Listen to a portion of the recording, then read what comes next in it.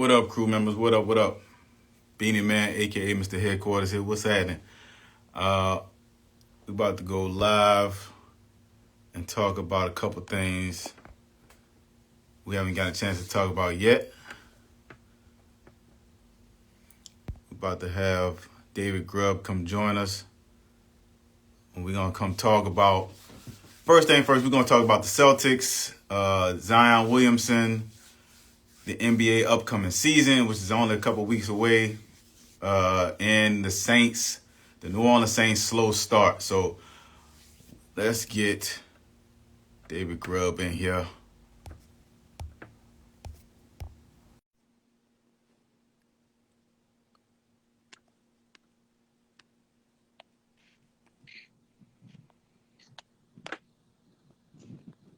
What's up, brother? What up, Dave?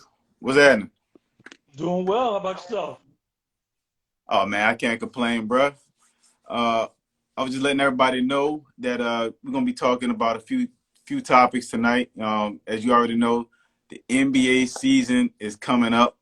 But first and first, let me introduce you, man. Look, if y'all haven't heard already, man, this is one of the hardest working motherfuckers in the sports scene out in Louisiana, man. Without further ado, David motherfucking Grubb, you know what I'm saying, star and host of the Heart in the Paint podcast, and many, many other podcast platforms. Dave, let everybody know where they can find you, man. Yeah, of course, Hard to Pain is home. So you can get that wherever you get your podcast. Also, the Bird Calls podcast. Of course, we do the Pelicans there. Also with MLBBro.com, we cover black and brown baseball players. And I'll be doing color commentary for Tulane men's basketball again this year for ESPN Plus. So starting in November, I'll be doing that as well. So a lot of things going. This is the best part of the year. And so let's get into it, man. That's right, man. A lot of sports going on. We got the MLB about to go to the playoffs soon. We got the NBA training camp about to kick off. Media day was just this past couple of weeks. And then we already at the quarter mark of the NFL season. So, but without further ado, I don't want to kill the league. We haven't talked about it. I know this is an old story for the past week. Everybody's been kind of dragging it into the fucking mud. But we're going to talk about it here. This is going to be the one and only time I'm going to talk about it myself. But the Boston Celtics. Mm-hmm. Ime Udoka, if you haven't heard, Ime Udoka has been suspended for the 2022-2023 season.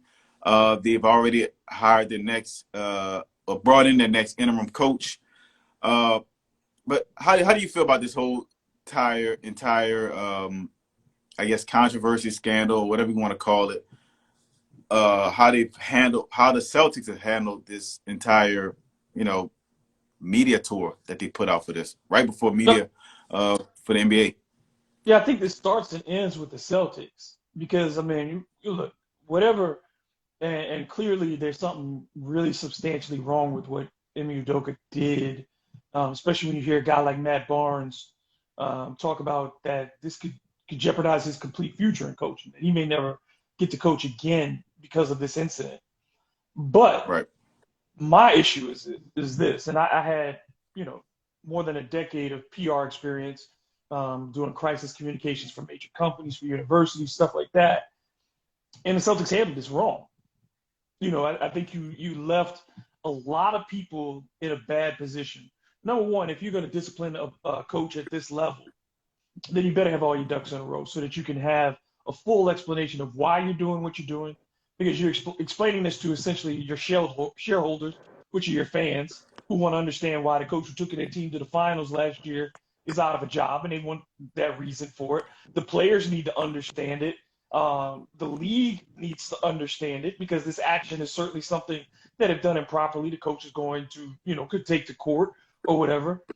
So I think they handled it poorly in that regard. They didn't give you any specifics. Not that we needed every sort of detail about what happens. It's personnel matter. But at the same time, Right. if it's that egregious, then we should know. And I think that they did the women of that organization a disservice too, by allowing everybody outside the outside world to sit there and speculate as to who the woman is and who she was until we got that information days later. but you had a lot of women getting their name dragged through the mud, a lot of men who had to deal with their wives' names being dragged through the mud, children, all those things, because the Celtics wouldn't be honest about what they were Yeah. doing at that, in this situation. And you can, on the one hand, they say it's consensual. Okay, so if it's a violation of policy in that regard, then two people should be punished. To me, if you're saying Right. it's consensual, then both people should be punished for violating team policy. Why hasn't Right. that happened? If that's not the case, and if it's non-consensual, then we got a real problem, and we need to know that too. Because if it's so egregious that this man can't keep his job, then that's, I mean, look, we're talking about Robert Sarver got a 1-year suspension for doing a lot of stuff over years, a repeated pattern Yeah. had gone on with the Phoenix Suns, and he got 1 year. So if you talk about a much smaller financial impact on Robert Sarver having to be fined $10 million and Ime Udoka losing a year of salary. Okay, his He's gonna make. salary. He's gonna actually make money when he has to be forced to sell that team. He's gonna make Yeah, he's gonna billions. make money there, and he's using that fine as a tax write-off. So Ime Udoka don't Yeah. get no write-off to lose his salary. There's nothing to write off. You lost your entire year's salary, and of course, he lost every endorsement that he had this year too. Every company Yep. pulled out on that. So the damage there, if it's that bad, then you needed to have a full report done. You needed to have the league ready to have your back in this action and say, we understand what the Celtics are doing and we stand with them and all of, but it feels like something is missing from this whole story, the way it was rolled out so quickly and the lack of information we've been given. Well, one thing we know for certain is they hired a law firm to go into detail and to find out something. And this, we already know that they were the Celtics was in the NBA Finals all the way in mid-June. And something was brought to their attention by July, about mid-July, I think they said. So something happened. We're already about to be in October. I feel like the timing of all this was kind of fishy to me because it happened 1 week right before the press tour for the upcoming season was about to kick off. Media Day is always a big circus around Media Day. And then, not to mention the so-called, I don't want to say so-called, the investigation was actually finished 2 days before it was leaked out to the media. So the investigation wasn't even completed when they even got the rest of the information out to, leaking it out. I think it was, I can't remember who it was that leaked it from ESPN, but yeah, I mean, it just was a big circus. And I feel like the Celtics, like you said, did a lot of disservice to the women that worked there because of the fact that now you left everybody to be able to just jump on them. And you know how it is. The internet goes crazy. People want to go speculate. People are messy. People A want to know lot of everything. pictures were put out. A lot of people's names and pictures got put on the internet. Yeah, and it was unfortunate. And we already know for one thing for certain that we know that Ime Udoka did something wrong according to his contract. Right. We already know fraternization is already frowned upon in many, many, many companies, NBA, NFL, MLB, you name it. All these major corporations have that policy in place. So it's not like he didn't know that. So that working at HR, you're going to already know that. So we know that he had some improper relationships. Consent. They even said it in a press They conference. They said said it was consensual in the consensual. release. So the other part of it just makes no sense. It's just like, why did y'all roll it out this way? Is it because somebody leaked it? I think it was a couple things. That's the leak kind of forced their hand to push it out faster, and they wanted to get this out before Media Day. I just don't think But they could have.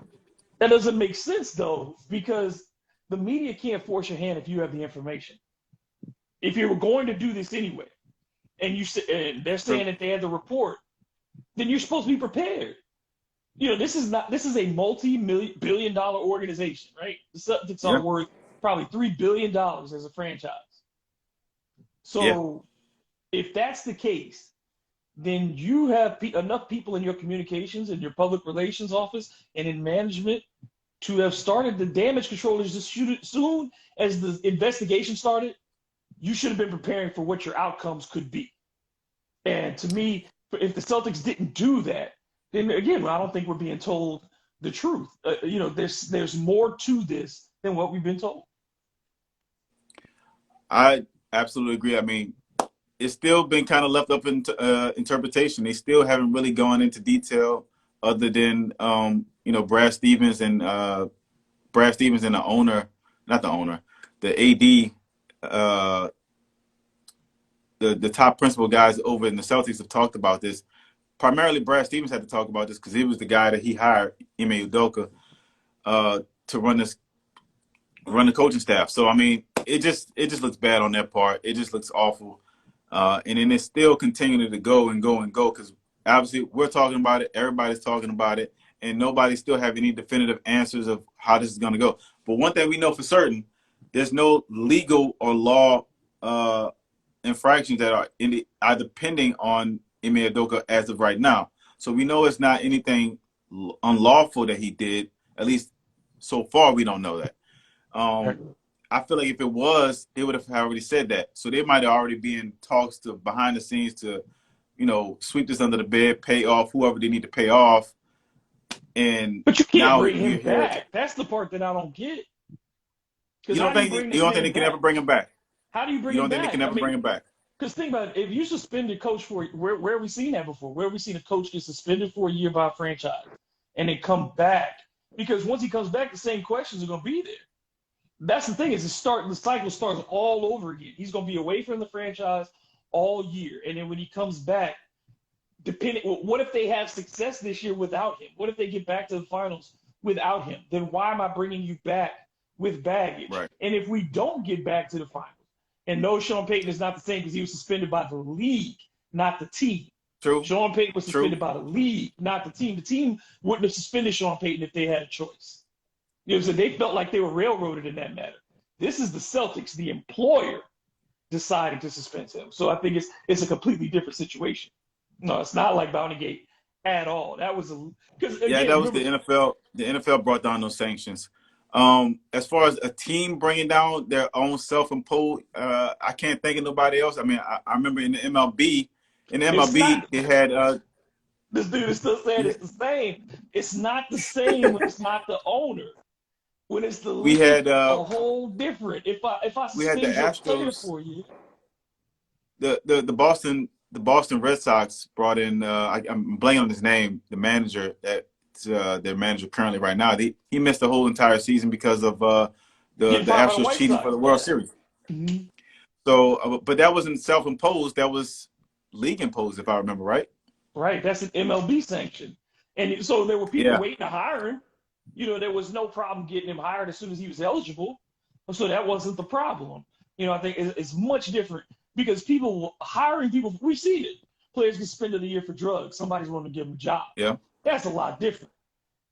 It I is a think difference. I'm sorry to say that there's no difference when you're not in the locker room for a while. There is a difference I when think it's the league. And it's because you can always come back as us versus them. When Sean Payton walked back in true. to the Saints building, is the league did this to Sean, we rally behind Sean. If the ownership did it to Udoka, he's never trusted once he walks back in the door. You know what I'm saying? Management is not looking at him the same. They didn't change the way they looked at Sean Payton. You know what I'm saying? Benson didn't look at him any different. Mickey Loomis didn't look at him any different. I think I think he'll be a head coach again. I don't know if he'll be in the NBA. I think He he'll has to be go to an college, NBA. right? I think Yeah. he'll be a head coach again, though. I think it'll take some time, and also it depends on how the rest of this plays out too. I mean, if nothing else comes out of this, no legal action, no nothing, just only this suspension to him and nothing else, no other information. How can any other team in the NBA not hire him after taking some time off away, maybe a year or two? I just don't see it happening. I mean, unless they try to blackball him behind the scenes, which we've seen that happen before. Um, I just don't see him not being able to get another head coaching job. He's made it to the finals his first year in the NBA as a rookie head coach. That just doesn't happen that very often. Think about this. Uh, Look, I, Kevin Ollie at UConn won a championship his first year as head coach. He was yeah, fired 3 years that's true. later. And that was his alma mater. You know what I'm saying? And he had to sue them and get paid for them firing him improperly. I think the thing is with owners is that they move on really quickly. When they decide to move on, they move on really quickly. And I think the league as a whole, Ime Udoka, look how long it took him to get his head coaching shot. He was probably due 3 or 4 years before he got that job. And I think the problem is the way the ownership is in this league, and because it is a sexually related problem, it's going to be difficult for him. It's already hard enough for a black coach to get a second gig. Now you Right. have this baggage. If he does it, he's going to have to do a long route and work his way back up again and do the second chair and be that guy, move to first chair, and then move to head Yeah. coach again. I don't know if he's The willing to do that. apology If I were tour. him, would you go to Europe? You know Would he's you gonna go go. coach national teams or something? I don't know. You know he's gonna go on an apology tour. They're gonna probably make him go on some kind of talk show, talk about if he wants to coach again. Now we're saying that he's kind of been stern on it. If you kind of read between the lines, he didn't resign. So there's something more to that. He did not Because he would resign. They resign, could he have got to get his fired him. check. He's got to get that check. He's not going to resign. Right. He's going to make you fire him. And if they would have fired him, I mean, he already had a certain amount of money that was owed to him as a guaranteed contract anyway. So them suspending him and reducing his pay kind of alleviates them, taking away that guaranteed money. So it kind of sucks in a lot of ways because, like, I feel like a lot of if he would have got released, he would have been owed that money from the team, the entire contract, and then another team would have swooped in and tried to pick him up either as a side coach or bench coach or whatever. Somebody would have tried to pick him up and try to sign him, so at least sign his rights. I don't Um, think that'll be the case this year, because ultimately I think what the Celtics are doing is the reason you suspend him too is you're looking for reasons to fire him for cause so he can't sue. I think that's what that's a they've good done. They point. suspended him so they can make sure that they can fire him for cause and say he violated the terms of his contract. We don't owe him that guaranteed money anymore. Well, man, we'll see what happens with this. But like I said, this was the one and only time I'll probably be talking about it on this platform. I felt like it was messy enough. If you want to go and explore all the details, there's a lot of it out there. Some of it true. Probably a lot of it's not true. But yeah, so we'll see what happens. But moving on, like we said, NBA Media Day has also kicked off this week. In the Pelicans, we talked about this on the show. Go check out motherfucking Grubb, episode 48 on the motherfucking podcast. We talked about the upcoming season for the Pelicans. No, that was on the YouTube episode. Excuse me. That was a YouTube episode that we did, a YouTube exclusive, where we talked about the Pelicans' upcoming season. I think there's a lot of high expectations. I remember you saying you think there's some high expectations, but not quite. There's a lot of question marks, and I agree with you, especially defensively on this team. But Zion has been back. Zion 2.0, as the media is trying to dub it. He looks great. He looks like he's in the best shape he's been since he joined the league. He looks like he's back from his Duke days. What do you make of it, of the Zion return? There's been a lot of hype so far before the season starts. What do you think?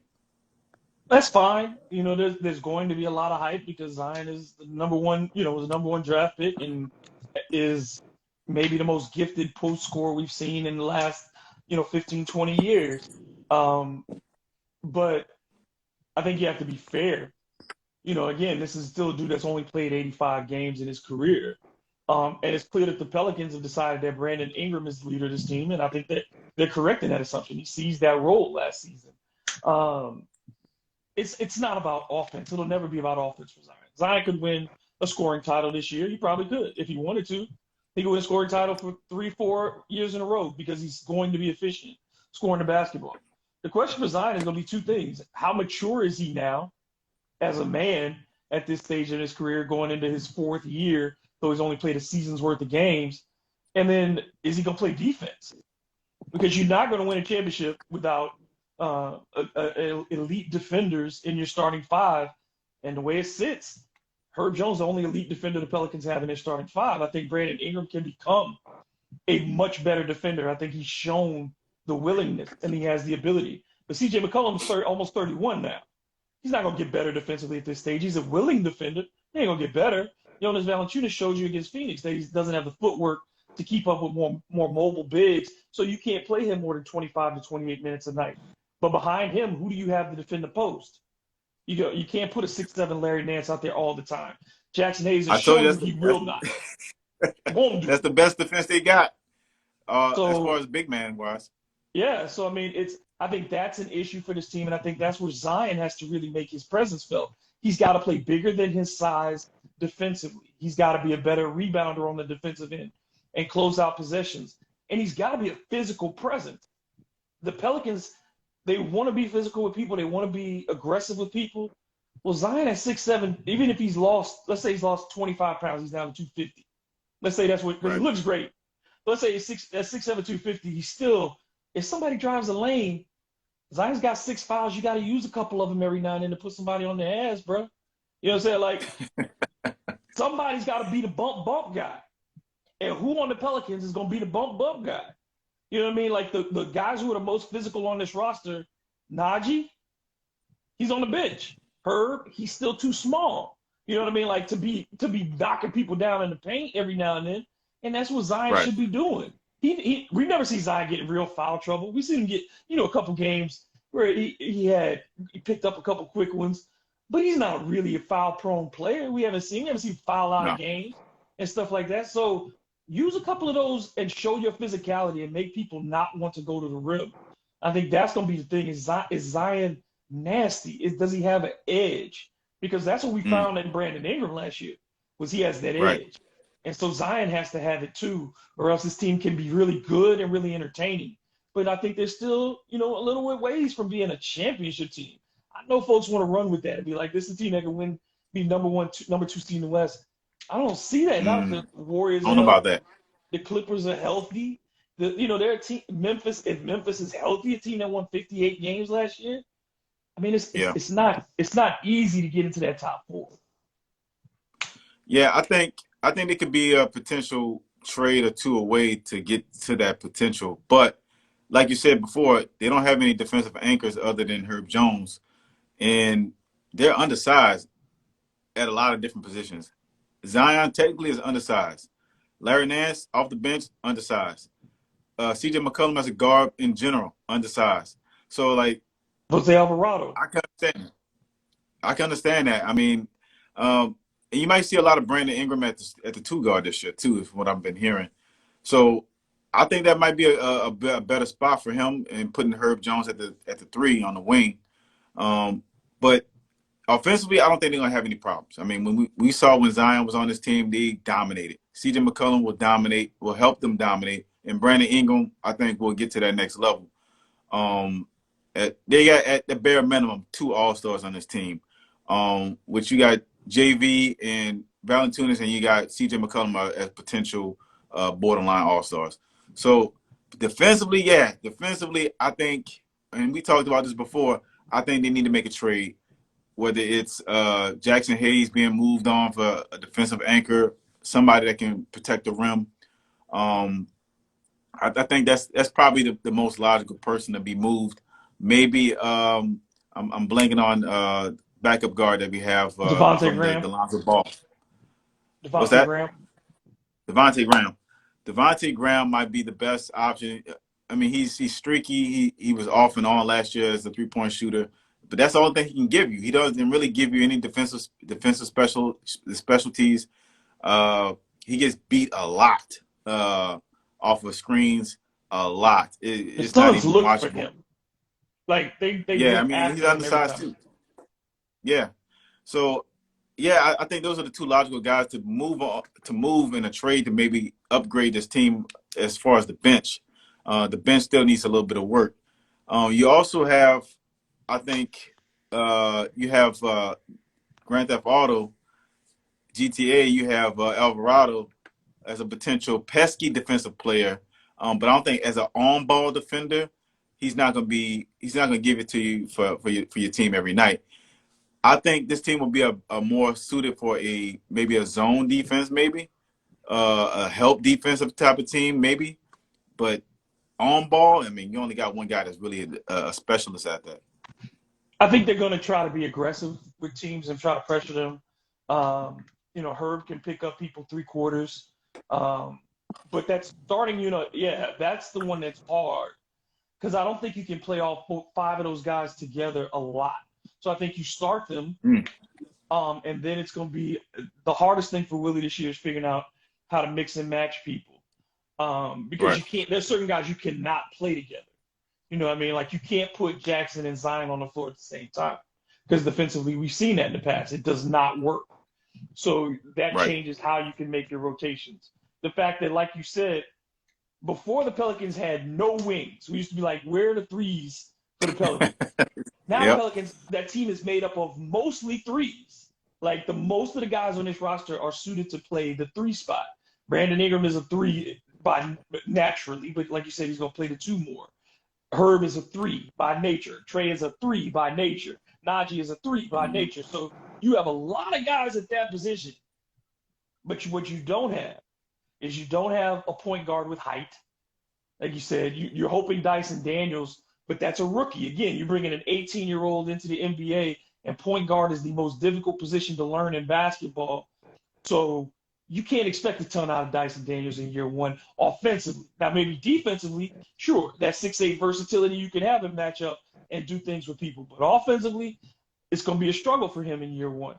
Kyra Lewis, what you expected out of Kyra Lewis, he's the exact same thing essentially as Jose Alvarado, but you want to stretch him out a little bit taller, really fast, pressure on ball, not a great Yep. outside shooter, get in the lane, create opportunities for guys in the corners to shoot, or create lanes for guys to drive to the basket, to dump off and finish for Zion and whatnot. So you want Kyra Lewis to be everything that Jose Alvarado already is, plus Mhm. some, because we got to remember, Kyra's going into year 3. Next year is his year where you got to make a decision on him. So Yeah. he's demanding minutes. This is a first round draft pick that you spent on. You're paying him $4.5 million this year. Where are his minutes going to come from? And that's the thing that I worry about with the Pelicans is you have guys that you say, oh, we got all this talent. Yeah, but these are guys who also are really young and want minutes. A lot of them are going to get DNP coaches' decisions, and that's not good. And so to me, the back end of the bench, like you said, I would much rather have more veterans on the back end of the bench. You keep one or two young guys, and you've already got that.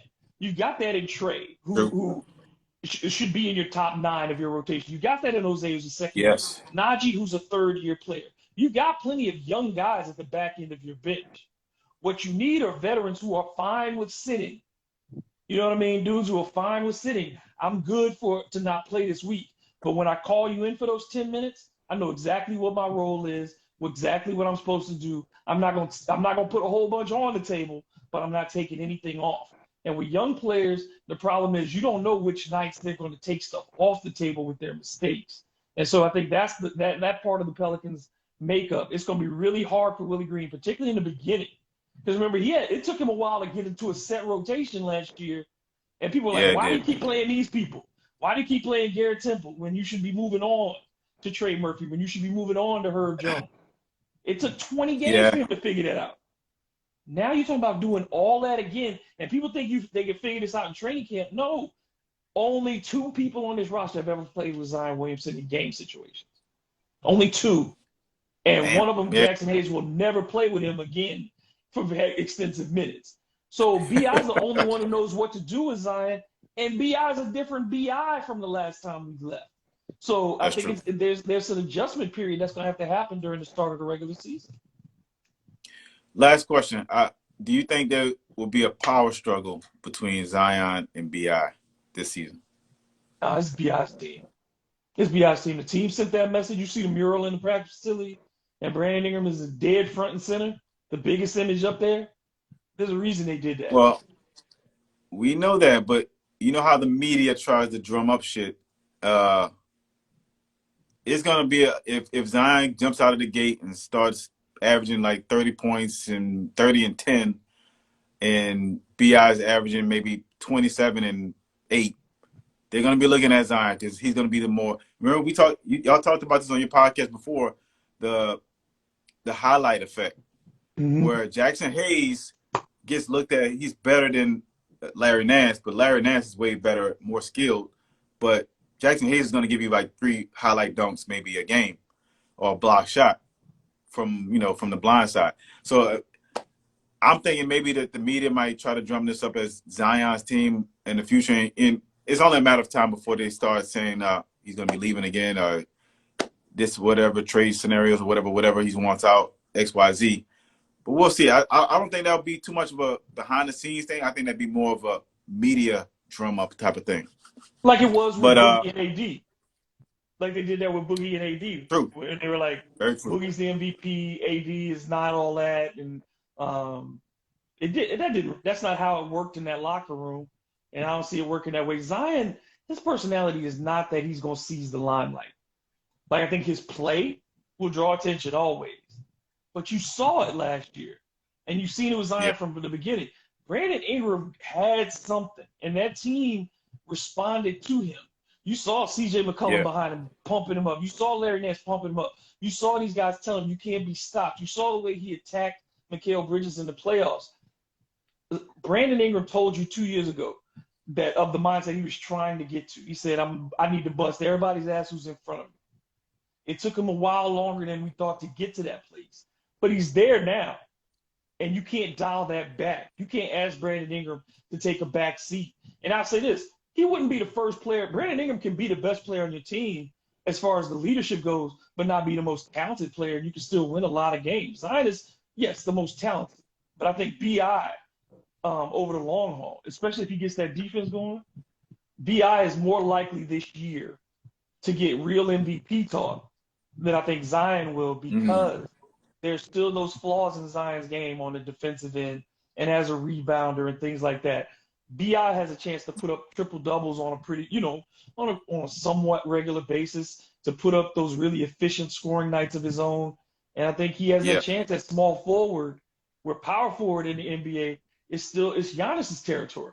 That's Giannis's territory, and ain't nobody else getting that spot ahead of Giannis.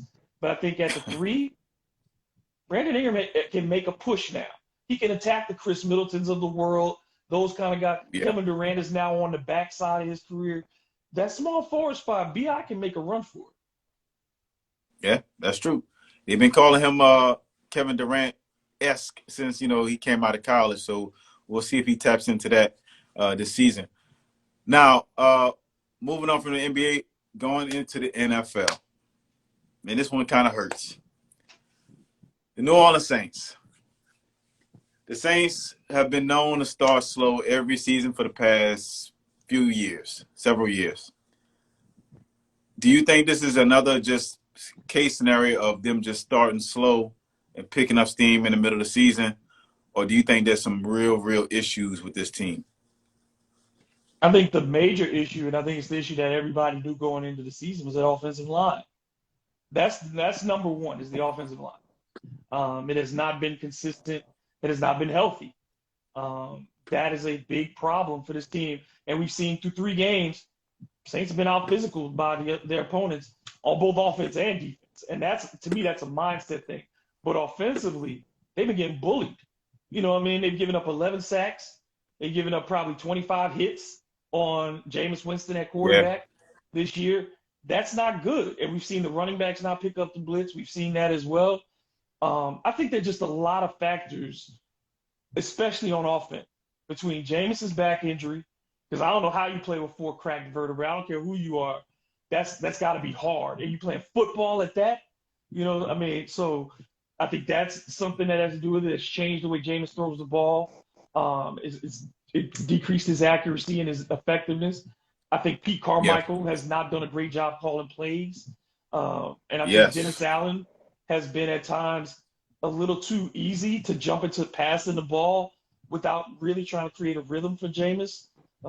You've had injuries to the receivers. Jarvis Landry left the game last week. Mike Thomas injured twice already this season, had to leave games and may not play this weekend as well. So you have a lot. The tight end is virtually non-existent in this offense. What have we seen out of the tight end position so far this season? Nothing. And the running game has not been allowed to be consistent. So the offense got a lot of problems. But that being said, you look around the league, and it's a lot of teams struggling right now to put up 20 points a game. There's been a lot of bad football games, and the Saints sitting at 1-2. When you look around the rest of the NFC, at the very least, are you scared of anybody? The Eagles are probably the best team in the NFC right now, but are you scared of anybody? No. You're not scared of the Rams. You're not scared of the Buccaneers. You're not scared of the Packers. None of them have played particularly well. So I think as long as the Saints' goal now you ain't gonna win 13 games. You know what I mean? So the goal Right. now is focus on the NFC South. You're 1-2. Can you go 3-0 on the back end? Yeah, if this team gets better and healthier, you can go 3-0 on the back end because two of those games are at home. You know, you get Atlanta at home, you get Carolina at home. So hopefully you beat them at home, and you go to Tampa Bay, which is a place where you've also had success. And the Bucks could be bad by the end of the year, you know, or be winding down. So I don't think the Saints are out of it. And I think 9 wins will get you in the NFC this year. It's Yeah. just, can they get anything consistent going? And you try to do that this weekend against Minnesota. Yeah. And it was also reported today that Jameis Winston hasn't really practiced this week as much.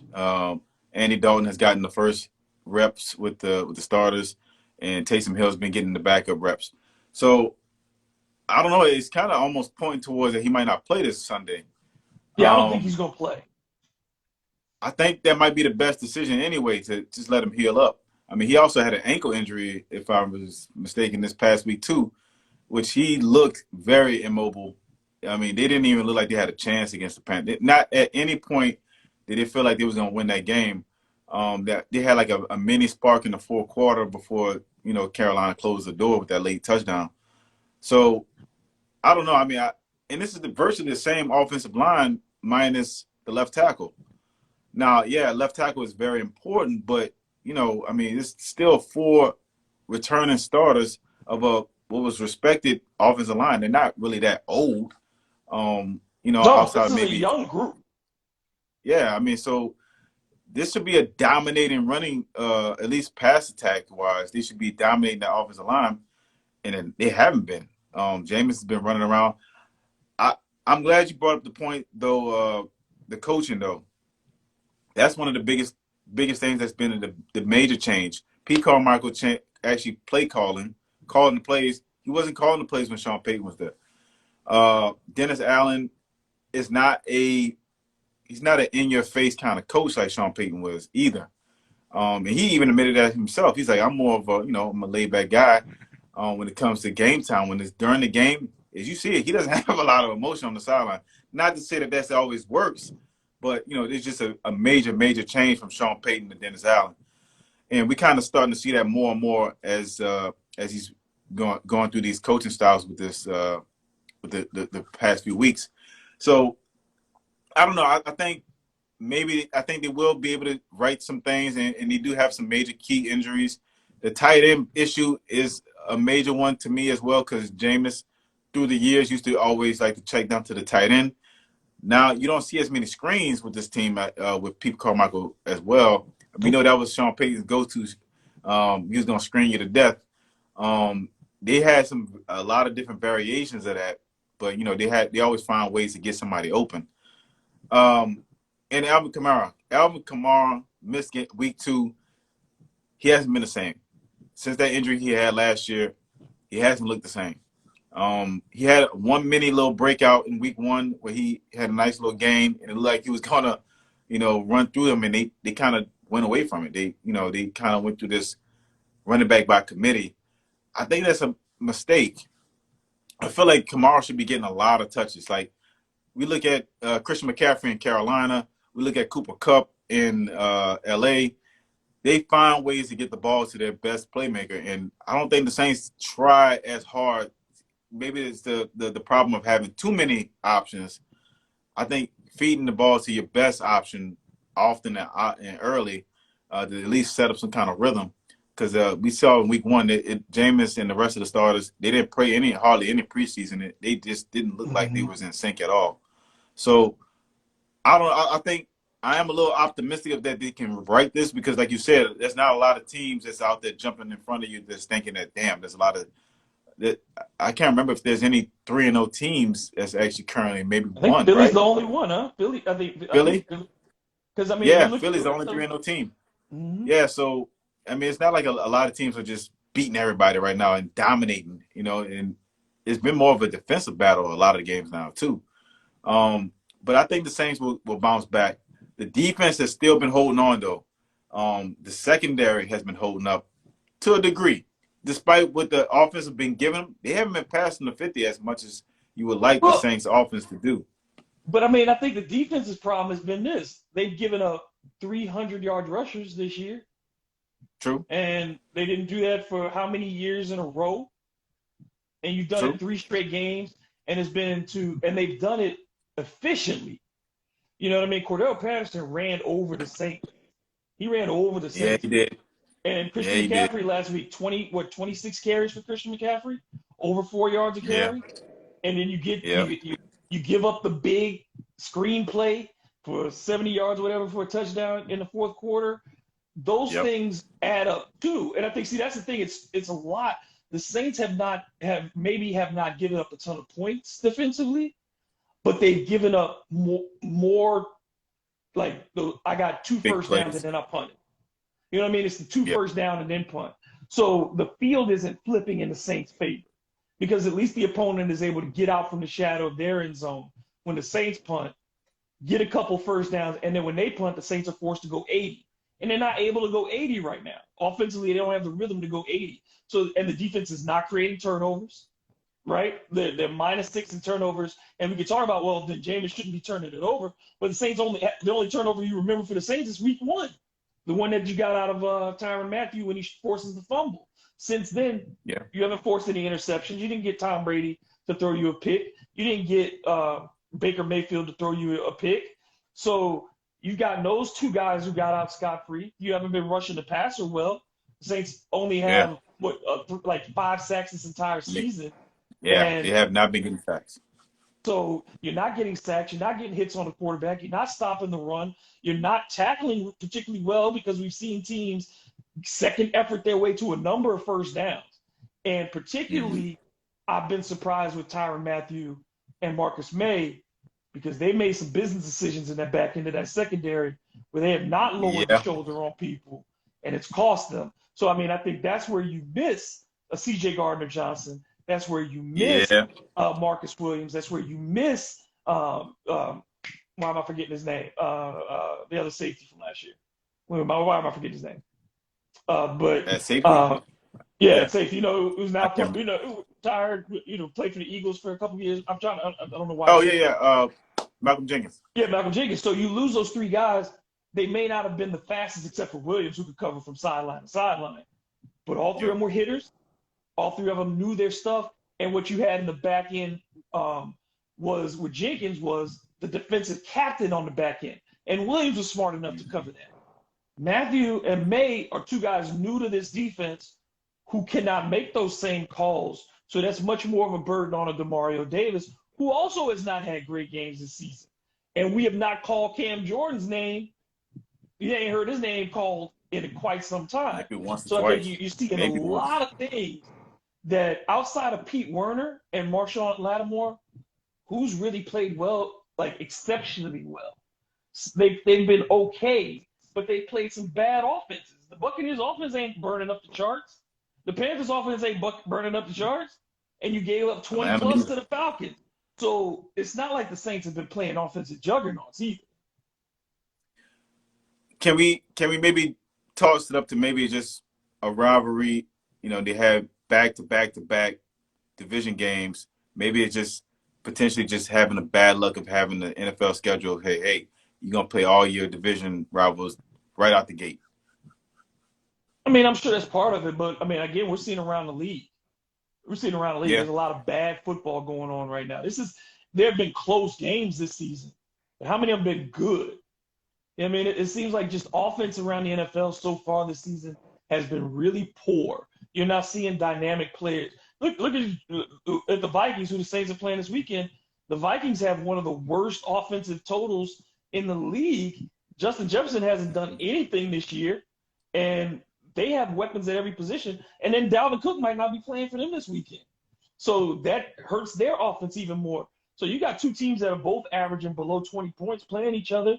This is a team that got beat 24-7 by the Eagles in the Vikings, yeah, and they barely beat Detroit, and Detroit basically let them back into that game by making stupid plays. So it's not like you're seeing a world-beating performance out of the Vikings. So I haven't seen, like I said, outside of Philly offensively, because even the Rams in week 1 looked terrible offensively. Who's looked good yeah. for 3 straight weeks in this? Aaron Rodgers hasn't looked good every week. Tom Brady hasn't looked good every week. We certainly know the 49ers and the Bears have not looked good offensively every week. So, I I mean, I feel think like that a lot of these I things are feel like the correctable. Chiefs. I feel like the Chiefs should be 3-0 right now. That game against the Indianapolis Colts, they were a penalty away from winning that game. A major penalty in that game. They got robbed, in my opinion, from being 3. I think, and their defense looks shaky though. By the way, Yep. uh, but so I mean, And not they to say don't that run the they look ball like either. a great team. No, they don't. No, they don't. And but yeah, I mean, other than that, I mean, maybe the Jaguars, maybe. Or Baltimore, maybe. Baltimore's looked decent. I mean, obviously Lamar has looked really good. He's probably the Yeah, MVP of the league right now. Him and Jalen Hurts would probably be the MVPs. But yeah, this has not been. Look at how many. I mean, come on, Miami's winning games with their defense. They're not winning with their offense. Miami's, they're two very and true. one. They're doing it with their. No, Miami's 3-0. So yeah, aren't they? Are Miami 3-0? Yeah, they're 3-0. So Yes, yes, they are. so I mean, but we've seen the Bills play poorly. We've seen everybody who you thought was going to play well. We've seen the Bengals look terrible for 2 weeks and then play pretty decent last week. So, what do we know about any of these teams in the NFL? And for all that, the Saints are just a game back. That's it. That's true. That's true. There's a lot of 1 and 2 teams this season. At the quarter mark. So yeah, I agree with you. I'm not too like the way these games have been going as far as the offense. It just the offense is being so stagnant, and the expectations of having so many high profile players on offense kind of makes people feel down about the season so far. There's been a lot of calls for Jameis to be benched. I think he should be benched for other reasons that a lot of people have been bringing up. I'm not saying Andy Dalton is the answer. No way. I don't think he's the answer. I think you should sit Jameis down to heal him, and then have him come back at 100%. I think Andy Dalton's a good stopgap quarterback to help get them. He took a lot of reps. He looked pretty decent in the preseason, though. I mean, so I think he'll be a good option, and then maybe an emergency case, Taysom Hill. But I think the Saints can definitely right the ship, and they should have some time off coming up soon. I think they have an early bye week, right? Yeah, because of this game, because of that London game, it moves up your bye. Um, but I think you're right. I think this weekend you see Dalton, but I think in the red zone you see a lot of Taysom Hill. When the Saints get inside the 20, Yeah. you're gonna see on third downs, you're gonna see a lot of Taysom Hill this week. And if that's what helps the Saints win a game, that's fine. But that doesn't mean that Andy Dalton is the answer to your problem. No. I mean, what you'll see probably is number one, Andy Dalton is not gonna throw the ball deep. Okay, that's not gonna happen. He's not going deep. Nope. So that means the ball's coming out quick, which probably means Alvin Kamara is going to get 10 catches because there's going to be a lot of screens that Dalton's going to throw. He's going to check down a lot. The problem is he still doesn't have a tight end to check down to, like you said. And if Michael Thomas isn't available and you've taken the deep ball away because Chris Olave is not going to get a lot of deep catches with Andy Right, Dalton you throwing get that double ball, team. I think it becomes Alvin Kamara and Jarvis Landry have to have big, big games as far as just production wise. Numbers wise, no, but just they have to get. I think you got to get Kamara 25 touches, like you said, and I think you got to get Jarvis Landry 8 or 9 catches because he's your best after the catch runner. I agree. And final, I'm gonna say that I think the Saints have a potential to still make the wild card. I still believe in my picking them to make the playoffs. Um, I think it will be a definite. It's gonna be a long season. I don't think it's gonna be um, pretty sweet as we thought it was gonna be, at least on my end. But I think the Saints definitely gonna have to really come together on some of these play calling changes. Yeah, one last thing. I remember in the first half of this game against the Panthers, the play calling was so kind of predictable. It was always they kept throwing the ball on first down, running the ball on second down, whether it was second and short, long, whatever. They kept doing that same scenario the first half. I can't remember any time they switched it up in that scenario. It was always throw, run, throw, and I'm like, that ain't gonna cut it. And a lot of times they was trying to go with these deep passes on third down. So hopefully they kind of switch things up and actually go back into their. They have a lot of different plays in that playbook. So I mean, they can dial up a lot of different things. They need to really open this playbook up But we'll see what happens. I mean, Dalton can't throw it deep, as you said. So maybe we should see a lot more of Alvin Kamara. And Adam Troutman got to fucking show up. and has he caught a pass yet? Like, I haven't remember if he ever I catch. don't think he has. I can't remember the last one he caught. And that's the look at the draft picks now that you've had to struggle with because Cesar Ruiz has Yeah, been a bust so far. Adam Troutman has been a bust so far. Peyton Turner has been a bust so far. So people can put yeah, again, it's like you putting this stuff on Jameis, and the front office has missed on some notable picks. And you also remember too, your number one pick from this year, Trevor Penning, is still sitting on the sidelines. So you've got a yeah, lot at the Saints as far as early round draft capital that they've invested in guys who are not playing right now. You talk about your the pass rusher, your boy Zach Bond. Zach Bond, remember he was brought in. He can't get on the field. So Sean Payton didn't yeah, do everything right before he left, right? That's the thing too. Is people, oh, you took Sean Payton away. You took this away. Sean Payton did not leave the cupboard fully stocked. The offensive line was falling apart. I think Sean Payton understood that too. That I don't yeah. think we got offensive line. I'm not gonna mess around with this. So I think people. There's never one person in a game like football. Saints have missed 3 field goals. If you talk about if they Yeah. make those field goals against the Panthers, the game is different. If they make their field goals against Tampa, the game is different. So yeah, those things matter too. So Will Lutz has not been on his stuff. I think the Saints have. There's Yeah. nobody at this point in that organization, like I said, And outside we of gotta Keith remember, Turner and Marshawn Lattimore, can say I've done my job. Will Lutz had missed the entire season last year. So I mean, we don't know how much that's affecting him moving into this season. So he's definitely not the same he was before. He was He pretty had a much damn 30 near yarder automatic. block. 30-yarder Yeah. block. I mean, that's on the kicker. That's not on the line. That's on the kicker. That means you kicked it low. And there's no reason because inside of 35, you kicking it high. Farther go back, Yep. the lower that angle goes. There's no way he's 30. That's why they call it a chip shot. You can punch that through and move on. But he kicked it low, so that's on Will Lutz. The one off the goalpost, that's on Will Lutz. They weren't at a bad angle. So 2 out of those 3 misses are on Will Lutz for sure, at the very least. So Yeah. like I said, there's nobody who can escape some criticism right now. But like I said, it's still 14 games left to go. That's a lot of time in the NFL. And the Saints were in Yeah. the hunt till the very last game last year with nobody playing quarterback and nobody playing wide receiver. So you have to expect at some point this team gets better. I agree. I have the expectation of them making the playoffs, like I said. So my concern level is a little higher than it was before the start of the season, but we'll see what happens. I think James needs to definitely take a seat until he gets healthy and then come back. Last thing, currently right now, Thursday Night Football, if you have Amazon Prime, you can catch the game. Right now, the Bengals are up by 2 points in the third quarter, 14-12 over the Dolphins. Another low-scoring game right now. We talked about that, lack of offense. And we'll see. It looks like Teddy Bridgewater's in the game now. So I don't know what happened to Tua. But, It yeah, ain't a Teddy surprise if Tua got Bridgewater. hurt. Every year Tua gets hurt. Going back to college, Tua gets hurt. Yeah, that's true. So I That's mean, true. So But, again, the Dolphins are one of them teams. You look at the Dolphins, and yeah, they got some talent, but they offensively they don't scare you. Jalen Waller is really good, yes, but I still don't believe in Tua. Tua just feels like a dink and dunk guy. I do not like his arm.